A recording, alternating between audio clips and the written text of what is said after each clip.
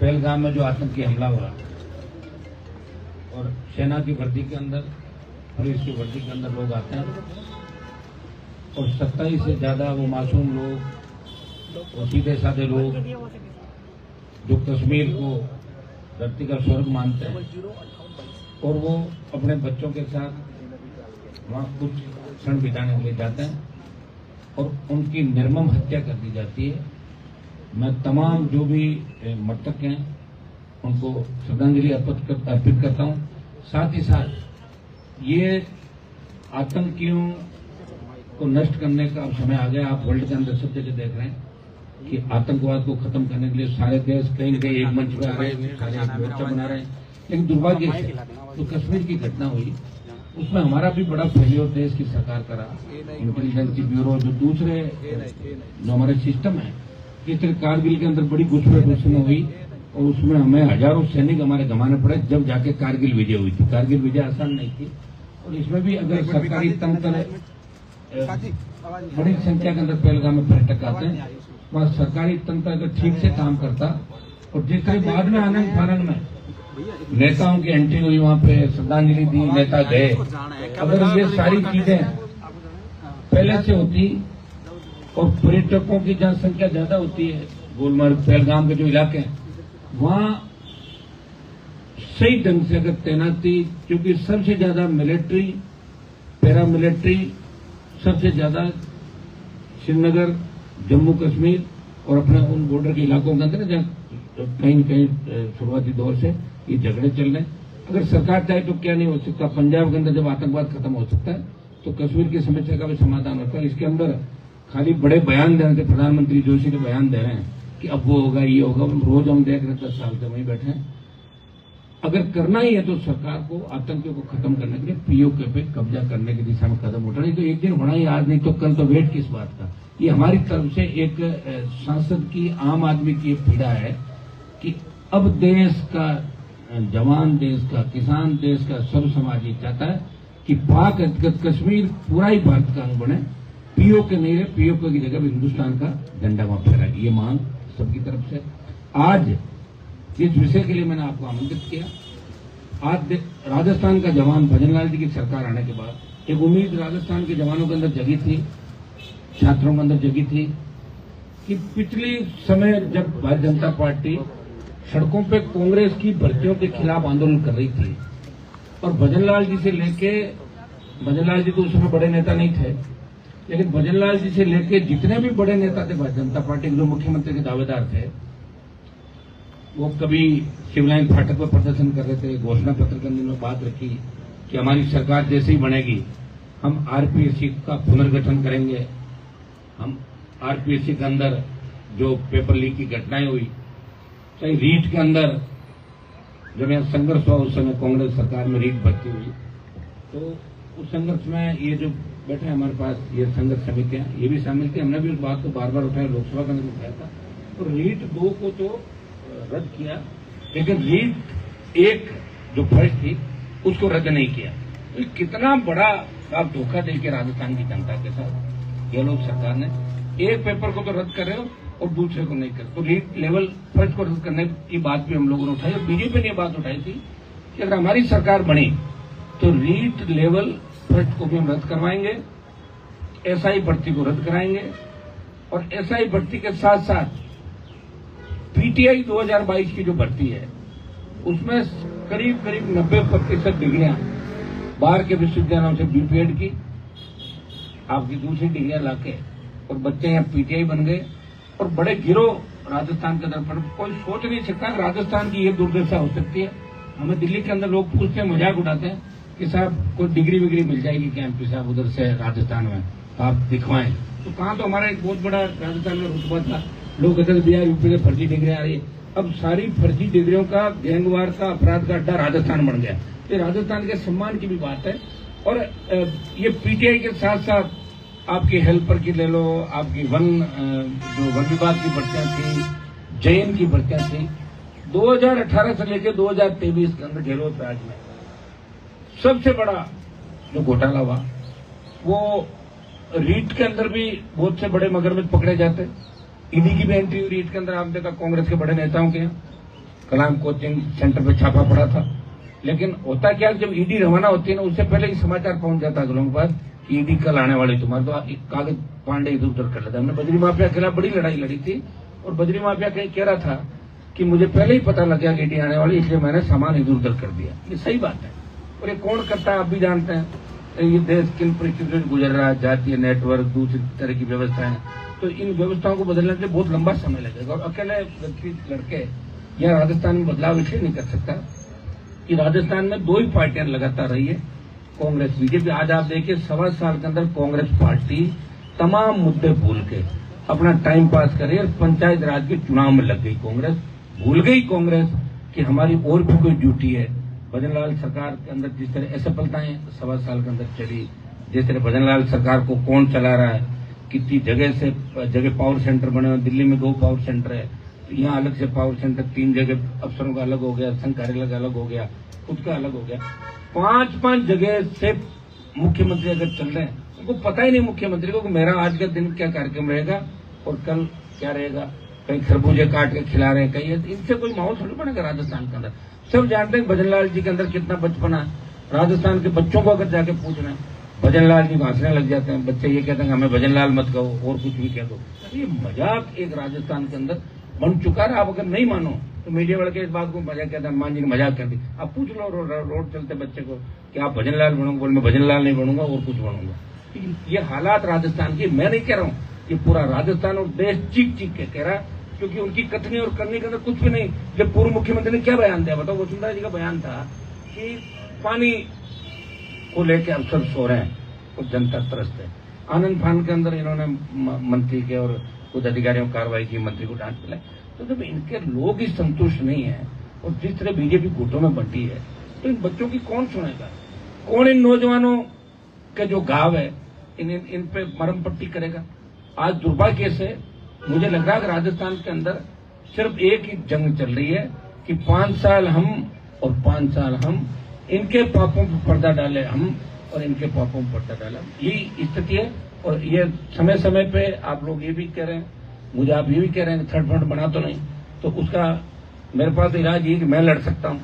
अब राजस्थान की जनता, जवान, किसान कब जागरूक होगा, उसका समय लगे, क्योंकि यहाँ थर्ड फ्रंट का राह नहीं राजस्थान में। दूसरे हम स्टेट देखते हैं तो करीब स्टेट के अंदर गुजरात राजस्थान को छोड़ दें तो हर स्टेट में तीसरी चौथी पार्टियां राज कर चुकी है, राज कर रही है। सत्ता का बैलेंस रहता है वहां पे, किसी पार्टी की दादागिरी नहीं चलती। या दुर्भाग्य तो होता, करोगे क्या बताओ मुझे। हाई कोर्ट, सुप्रीम कोर्ट, जिस तरह सुप्रीम कोर्ट और उपराष्ट्रपति के बीच जंग चल रही है, तो सुप्रीम कोर्ट, हाई कोर्ट इस बात को क्यों नहीं कर रहा है कि ऐसा ही भर्ती रद्द होनी चाहिए। कोर्ट को मना कौन कर रहा है, मंगा के करते रहते हैं। स्वतंत्र संज्ञान ले ले, कोर्ट को तो सारे पावर है, लेकिन कोर्ट ऐसे काम नहीं करेगा। दूसरे मामलों में उसको बुलाया, तलब किया, 24 घंटे बिठाया, 12 घंटे खबर बनाई, खबरें बनने से काम नहीं चलेगा। हो क्या रहा है, एसआई भर्ती का जो घोटाला बहुत बड़ा है, और अगर लेवल फर्स्ट उस समय रद्द हो जाता और उस मामले की भी अगर सीबीआई जांच करते, जिस तरह के मंत्री हमारे राज्यवर्धन जी, उनको लोकसभा के अंदर हमने दोनों के साथ उठाया मामला, उनका भी था मेरा भी था कि रीट रद्द करो, इसमें कांग्रेस के नेताओं का, कांग्रेस के संगठन का, चंदा लेने वालों का, सबका नाम है। तो भूल क्यों गए अपनी बात, ये दिक्कत ये लोग अपनी बात भूल जाते हैं और फिर नई बात 9 दिन, ऐसा कहते हैं राजस्थान के अंदर, नई बात 9 दिन, उसके बाद बात पुरानी हो जाती है। तो रीट के अंदर भी अगर ईडी सीबीआई को जांच देते तो रीट में कांग्रेस के नेताओं के साथ साथ कई ब्यूरोक्रेट अंदर होते, कई मुख्यमंत्री के दावेदार पकड़े जाते रीट के अंदर, उस भर्ती में शिक्षा विभाग का जो उस समय का सिस्टम था, लेकिन नहीं हुई। बीजेपी आराम से राज कर रही है और बना देते हैं, वही चलता है। जब पर्ची से सीएम बनने लग गए, इससे आप अंदाज लगा सकते हो कि इससे बड़ा राजस्थान का घोर अपमान नहीं हो सकता कि यहाँ के मुख्यमंत्री भी पर्ची से बना राजस्थान का। और कांग्रेस पार्टी सिवाय अखबार में छपने के अलावा, कांग्रेस के आज ये हो गया कि आज बताएं मुझे कि कांग्रेस 200 आदमी इकट्ठे नहीं कर पा रही राजस्थान के। राजस्थान की जनता का कांग्रेस से भरोसा उठ गया, जवानों का भरोसा उठ गया, क्योंकि कांग्रेस यहाँ आंदोलन कर रही है तो उनके कभी तो जीजा जी और रॉबर्ट वाड्रा को दूसरे मामले में सीबीआई ले जाती है, कभी ईडी ले जाती है, कभी सोनिया जी, राहुल जी का चालान होता है। तो आप समझे, जब वो खुद कटघरे के अंदर है तो आंदोलन कैसे कर सकते हैं कांग्रेस वाले राजस्थान के अंदर? क्योंकि कांग्रेस के आधे से ज्यादा लोग तो आपको पता है किन परिस्थितियों में लोग थे, कैसे थे। और आज भी कांग्रेस कितने गुटों के अंदर बंटी हुई है। तो भारतीय जनता पार्टी भी काम करे, कितने गुटों के, भजनलाल को अपनी कुर्सी बचानी है और दूसरे लोगों को दूसरा काम करना है। तो ये जो हम आंदोलन नया करने जा रहे हैं, परसों से शहीद स्मारक पे इस आंदोलन की शुरुआत होगी। एसआई भर्ती को लेकर हमने भी प्रयास किया समय समय पर एसआई भर्ती रद्द हो, और रद्द होने के साथ साथ सरकार ये प्ली दे रही है कि साहब रद्द तो हम कर दें लेकिन फिर जांच नहीं होगी। तो जांच जारी रखो, आप जांच के लिए मना कौन करा? जांच जारी रखते हुए भर्ती को रद्द करो। और जितने बच्चियां हमारे साथ आज खड़ी, कम से कम 50 से ज्यादा वो बच्चे यहाँ आए हुए हैं जो इंटरव्यू तक गए थे, कुछ गर्ल्स भी है, लड़के भी हैं। और ये जो संघर्ष समिति बैठी है, ये लगातार हर मामले को लेकर ये आंदोलन शहीद स्मारक करती है। बच्चों को भगा दिया जाता है, लाठीचार्ज किया जाता है, मुकदमे दर्ज किए जाते हैं और फिर ठग जाते हैं। क्योंकि ये जिस भी नेता पे भरोसा करते हैं वो नेता सो जाता है और ये इनको बाद में मिलता नहीं। तो फिर किसके भरोसे आंदोलन करेंगे बताएं मुझे? क्या भगत सिंह जी ने इस देश को आजादी इसलिए दिलाई कि दौर से हमें गुजरना पड़ेगा? कहने को तो मीडिया भी लोकतंत्र का चौथा स्तंभ है, लेकिन मीडिया भी सरकार के खिलाफ अगर ज्यादा छापता है तो ईडी मीडिया के यहाँ भी पहुंच जाती है, मीडिया के लोगों की भी तलाशी ले लेती है, सीबीआई पहुंच जाती है। तो हम सब मिलकर इस प्रदेश को बचा सकते हैं, इस देश को बचा सकते हैं। और आज नहीं तो कल किसी न किसी को तो आना ही होगा। तो राष्ट्रीय लोकतांत्रिक पार्टी एसआई भर्ती को रद्द कराना है। इसके अंदर 101 लोग पकड़े गए, जिसमें करीब 55-56 ट्रेनी सब इंस्पेक्टर थे और बाकी लोग जो उनको पेपर मुहैया करा रहे थे। आरपीएससी के 2 मेंबर, उनका परिवार। जब आरपीएससी के 2 मेंबर पकड़े गए, आप ये बताएं क्या इसलिए पकड़े गए? गरीब तबके से आते हैं। तो संजय सोत्रे को तो नहीं पकड़ा, इंटरव्यू तो उन्होंने कराए थे, चेयरमैन तो वही थे। चेयरमैन के पास ही तो सारी सीक्रेसी रहती है, चेयरमैन के पास ही पेपर जो होता है लोग के अंदर, चेयरमैन के पास चाबी रहती है। क्या संजय सोत्रे गहलोत का भी लाडला है और भजनलाल का भी लाडला है, वो वसुंधरा जी का भी लाडला था? तो ऐसा कैसे हो सकता है? तो आरपीएससी का पुनर्गठन क्यों नहीं हुआ? भंग क्यों नहीं की? हमने 18 के अंदर जब विधायक बन के इस मामले को वापस उठाया, जब 13 के अंदर हम थे, प्रिंट मीडिया ने मामला उठाया था कि आरपीएससी सब्जी मंडी बन गई और हबीब खान गोरान के बच्चों का नाम आया था। उस वक्त बड़ा विधानसभा मामला चला और सरकार ने गिरफ्तारी भी करी थी। ये तो मीडिया को मैं धन्यवाद दूंगा कि आप बार बार हर मामले को उठा रहे हो। सरकारी तंत्र तो विपक्ष है, वो कुछ नहीं उठा रहा। उनको भी कागज अगर लाके कोई मुहैया करवाते तो बच्चे जो खुद मेहनत करते हैं वो खुद ही सीसीटीवी निकालते हैं कहीं से व्यवस्था करके और लाके जब नेता जाके बोलते हैं। तो दुर्भाग्य से आरपीएससी के अंदर 1-2 तो आरोपी अभी बैठे हैं। पुनर्गठन कर क्या दिक्कत आ गई? सरकार चाहे जो बिल लाए, विधेयक लाए, कौन मना करा? दिल्ली में इनकी स्टेट में इनकी सरकार अगर राष्ट्रपति के पास भेजना, एक ही दिन के अंदर गवर्नर और गवर्नर राष्ट्रपति 24 घंटे के अंदर आरपीएससी पुनर्गठन का आदेश करा सकते हैं, आरपीएससी को भंग कर सकते हैं। लेकिन भंग इसलिए नहीं करेंगे ना, पूरे कुएं में भांग पड़ी है। किसी न किसी का रिश्तेदार, आज आपके जो गृह राज्य मंत्री जिनके पास कोई फाइल तो नहीं जाती, लेकिन नाम के गृह राज्य मंत्री, उनका दामाद उनको सीबीआई ढूंढ रही खुद ही। तो सारे लोग कटघरे के अंदर है। तो मदद कौन करेगा? प्रॉपर्टी का काम करें ज्यादा बीजेपी के नेता यहाँ पे। कैसे आप मान लो कोई नहीं सुलटी तो हमें बता दो, हमें इतने में दे दो, हम इतने में आगे करा देंगे। तो धंधा चल पड़ा राजधानी के अंदर, धंधा चल पड़ा राजस्थान के अंदर, और इसका शिकार हो रहा आम आदमी, गरीब आदमी। जिस तरह की दुर्घटनाएं हो रही है, जिस तरह का नशा इस प्रदेश के अंदर फैल रहा है, एमडीएमए, आपके जो नशे के नाम आपने नहीं सुने होंगे, जिसमें व्यक्ति को कोई होश नहीं रहता, डोडा, पोस्त, अफीम, नशे के अंदर नंबर 1 की ओर बढ़ रहे हैं। रेप की घटनाएं जो हो रही है, जिस तरह मुख्यमंत्री को खुद को 5-5 बार धमकी मिल गई, आप बताओ। तो मुख्यमंत्री खुद ही सुरक्षित नहीं है। अरे 1 बार मिल जाए, 2 बार मिल जाए, 5-5 बार धमकी, ये कितनी बड़ी विडंबना है कि प्रदेश के मुख्यमंत्री को लोगों ने मजाक बना लिया, हर कोई धमकी दे देता उनको। तो कहाँ कानून का राज राजस्थान के अंदर? और पुलिस निर्दोषों को गिरफ्तार करने, पीटने के अंदर अपनी पीठ थपथपाती है। यहाँ स्थिति बहुत भयावह है राजस्थान के अंदर। और एसआई भर्ती के अंदर एक मामला में देख रहा था, 2 लड़कियां हैं गौरी मन्ना की, 2 लड़कियों के इनके नाम हैं मंजू बिश्नोई और संतोष बिश्नोई। वो एसओजी के अंदर ये कहती है कि छम्मी को हमें बिठाना है, उसको 6 लाख रुपए देना है, और के बिश्नोई से पैसा लेती है 6 लाख। के बिश्नोई जो सरकार का मंत्री है, वो मंजू और उसको पैसा 6 लाख रुपए देता है। ये मैं नहीं कह रहा हूँ, एसओजी कह रही है, और पूछताछ के अंदर ये बात आई। तो ये मंत्री, मुख्यमंत्री कार्यालय के अंदर बैठे हो वरिष्ठ आईएएस अधिकारी, जिनके लिए मैंने पहले भी ट्वीट किया था, कुछ महिला मित्रों की वजह से सरकार के मंत्री और सीएमओ में बैठे अधिकारी इस एसआई भर्ती से तमाम उन लोगों को बेनकाब होने से रोक रहे हैं, जहां कहीं न कहीं उनको लगता है आंच हमारे तक नहीं आ जाए। ये राजस्थान का दुर्भाग्य है। एसआई भर्ती रद्द करें, तमाम भर्तियां रद्द करें। पीटीआई 22 सही तमाम जो भर्तियां हैं, जहां फर्जी डिग्रियां जो मामले चल रहे हैं, जहां एसओजी रिकमेंड कर रही है, फायरमैन की भर्ती आप देख लें, रीट लेवल का मामला मैंने बता दिया।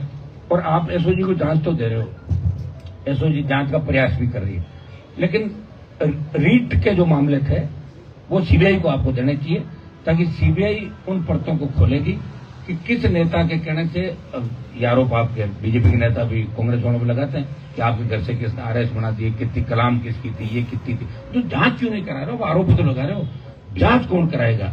तो जांच कराने के लिए अब राजस्थान के जवान को सड़कों पर निकलना होगा।